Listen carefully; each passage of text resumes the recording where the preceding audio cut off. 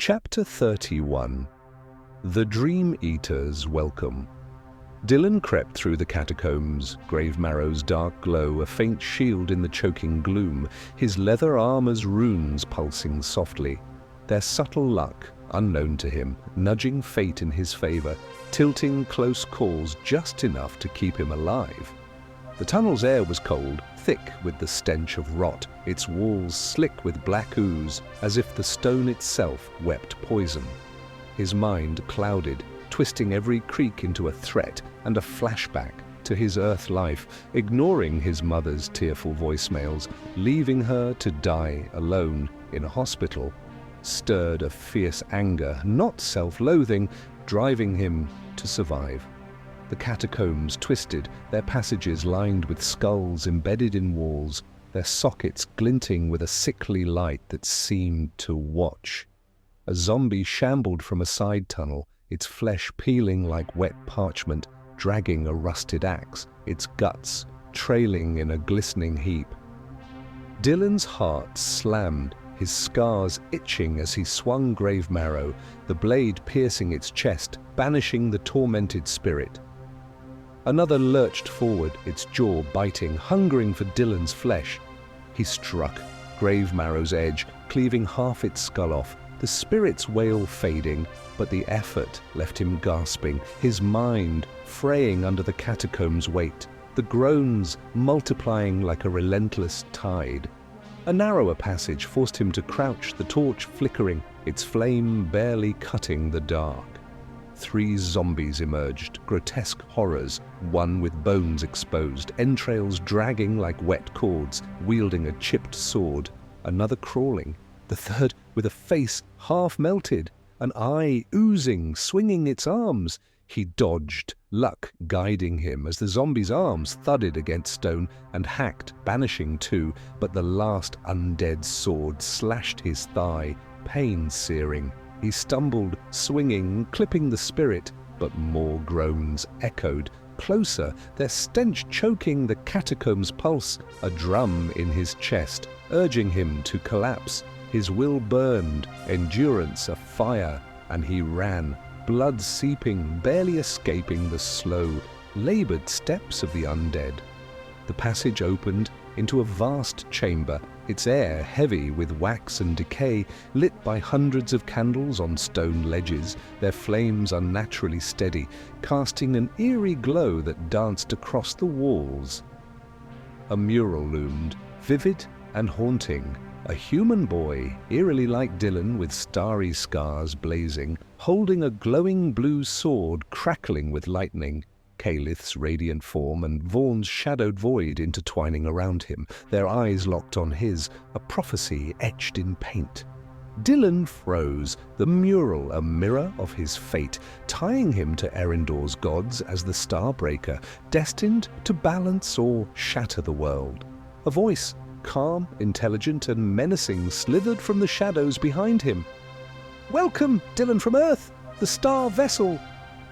Dylan spun, Gravemarrow raised, but the blade seared white hot, burning his hand, and he dropped it, the metal clanging on stone, a demonic magic at work.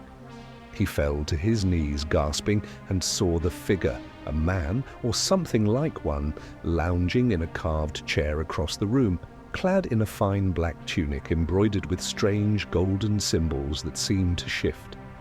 His snake-like eyes, cold and emotionless, gleamed under pointed ears and curling ram-like horns, his presence ancient, predatory, wise.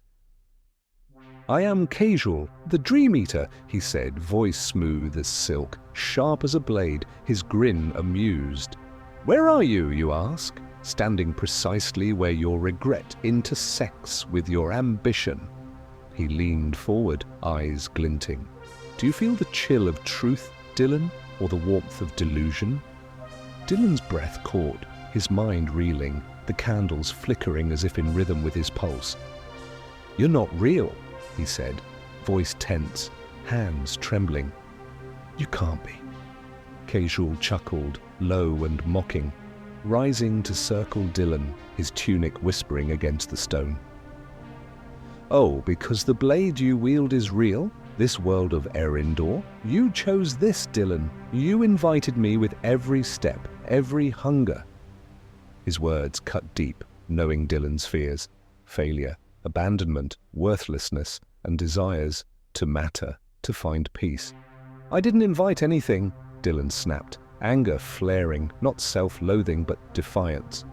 I didn't ask for you. Casual's smile widened, his snake eyes never blinking. No, yeah, but you hungered. Hunger is the oldest prayer, dear boy. You wanted a way out, meaning to matter. He paused, voice softening, venomous. You wanted peace, yes?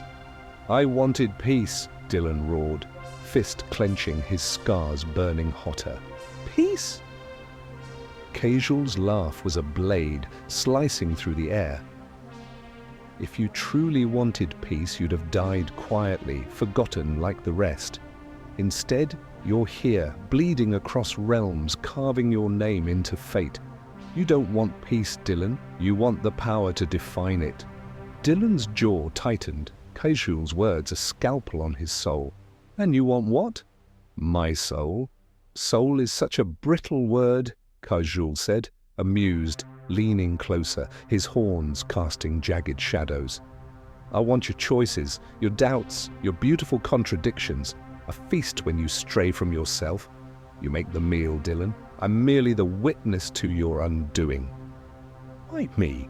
Dylan asked, voice quieter, his scars pulsing, the mural's boy staring down. Casual's voice dropped, intimate, chilling. Because you are hollow, where others are whole. Broken before the stars etched your skin. And because beneath your shame and pain, you believe you were meant for more. A man who'd burn the world to be seen. My master Vaughn foretold this meeting, and I promised to assist the star vessel. That's not true, Dylan whispered, but doubt gnawed, Casual's words a mirror to his deepest fears. Search your feelings, Casual said, grinning, and know I am correct. He stepped back, gesturing lazily. I wish only to talk, then show you the way out. Dylan's scars burned, the candle's light flickering, the mural's prophecy await, grave marrow glinting on the floor, its curse a silent threat.